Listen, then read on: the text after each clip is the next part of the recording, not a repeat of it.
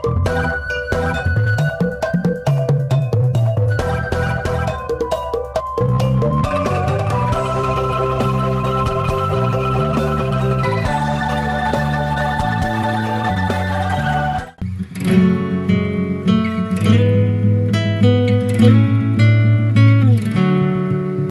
YouTube, siapa sih di sini yang tidak bisa berbahasa Indonesia? Saat ini bahasa Indonesia menjadi salah satu bahasa yang sudah cukup banyak diminati di luar negeri. Bahkan, ada beberapa negara yang mewajibkan bahasa Indonesia untuk dipelajari di sekolah-sekolah mereka. Adanya bahasa merupakan salah satu ciri dari kemajuan suatu bangsa. Bahasa juga dapat dikatakan sebagai pemersatu bangsa. Jadi jangan sampai kita sebagai orang Indonesia tidak tahu asal-usul dari bahasa Indonesia yang kita gunakan saat ini, hingga menggantikan bahasa lain yang umumnya sudah digunakan di Indonesia sejak ratusan tahun silam. Di Indonesia sendiri, bahasa Indonesia merupakan bahasa utama yang digunakan oleh semua lapisan masyarakat, terlepas dari bahasa daerah. Jadi, sejak kapan sih bahasa Indonesia digunakan di Indonesia?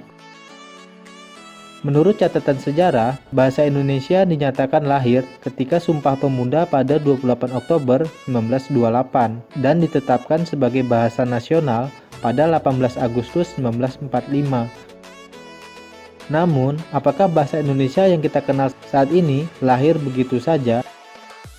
Asal-usul dari bahasa Indonesia yang kita kenal saat ini merupakan bahasa yang berasal dari bahasa Melayu yang terus berkembang sejak zaman kerajaan, yang digunakan sebagai bahasa penghubung di Nusantara ketika melakukan komunikasi. Bahkan, bahasa Melayu dijadikan bahasa internasional di kawasan Asia Tenggara yang dimulai sejak abad ke-7 Masehi. Bukti-bukti tersebut juga diperkuat dengan ditemukannya prasasti Kedukan Bukit, prasasti Talang Tuo, prasasti Kota Kapur, hingga prasasti Karangbrahi yang menggunakan bahasa Melayu. Jadi, sejak zaman Sriwijaya, bahasa Melayu semakin berkembang dan dipakai di berbagai daerah di Nusantara. Akan tetapi, perkembangan bahasa saat itu juga dipengaruhi dari berbagai bahasa lain seperti Sanskerta, Persia, Arab, hingga bahasa daerah. Bahkan sejak era kolonial, bahasa Melayu dijadikan sebagai bahasa kedua yang digunakan oleh orang-orang Indonesia. Walaupun pada saat itu, banyak sekali yang menentang hal tersebut, khususnya dari pemerintah kolonial Belanda. Mereka menganggap bahasa Belanda haruslah dipelajari oleh seluruh penduduk di Indonesia agar memudahkan mereka untuk berkomunikasi. Akan tetapi, hal tersebut tidak sesuai dengan yang mereka harapkan, karena masyarakat di Indonesia lebih memilih bahasa Melayu yang sudah digunakan selama ratusan tahun ketimbang bahasa Belanda yang digunakan sehari-hari. Hal tersebut dibuktikan dengan munculnya usulan dari para pemuda agar bahasa Melayu dijadikan sebagai bahasa nasional pada tahun 1926. Namun setelah dikaji lebih mendalam, bahwa Indonesia merupakan negara yang beragam, baik dari suku, budaya, hingga kepercayaan. Sehingga pada 28 Oktober 1928, tepatnya pada Kongres Pemuda kedua, menyatakan bahwa bahasa nasional Indonesia adalah bahasa Indonesia, yang merupakan perkembangan dari bahasa Melayu. Hal ini sesuai dengan kesepakatan bersama, agar memunculkan identitas bangsa yang terdiri dari berbagai macam suku, ras, budaya, dan juga kepercayaan tersebut. Sehingga menyebabkan bahasa Indonesia adalah bahasa yang paling tepat digunakan oleh penduduk di Indonesia.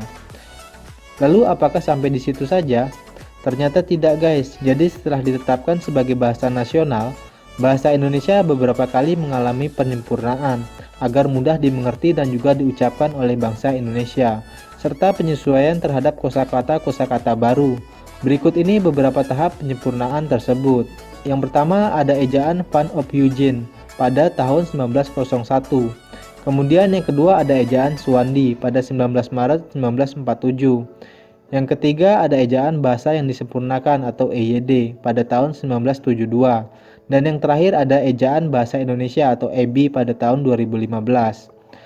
Nah itu tadi sekilas mengenai sejarah dari bahasa Indonesia hingga menjadi bahasa nasional di Indonesia yang telah melalui beberapa tahap penyempurnaan.